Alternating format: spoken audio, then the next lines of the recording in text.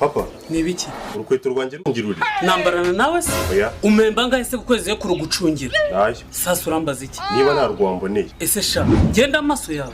Papa nakubazaga. Ubusanyi. Papa. Nyine ko njyewe narushatse nkarubura. Nizere ko ibyo ndi gutekereza atari byo ugiye kuvuga. Uri gutekereza iki? Kugiye kumbwira ngo nze ndugushakire. Bisa nkabyo. Kugira numve. Nyine ngwino umfashe turushake. Kwato. Bitandukanye n'ibyo natekerezaga nyaxe. Wowe utekereza ko uraza ukarwishakana ariko bitandukanye nuko nanjye ndagufasha. Ndabyanze. Rero nanjye ntabwo njya ku ishuri. Kwato. Imbesire etc. Misi papa urege mujye ku ishuri nambaye urukweto rumwe. Ugiye byakwanga se? Ariko se ubwenge bwawe muri urwo rukweto rwawe wabuze? Oya. Wowe urabura urukweto tarugeta wanzura ngo nta kujya ku ishuri. None se mbigenze? Nta nagatekerezo ko kuba wantira izanjye. Tuzaye papa, ubuse zankwira. Zabuzwa n'iki? Ubusundusha ikirenge. Ola, asante kwa Yesu. Owa ngeze university unaona ko eh. Ndio mbona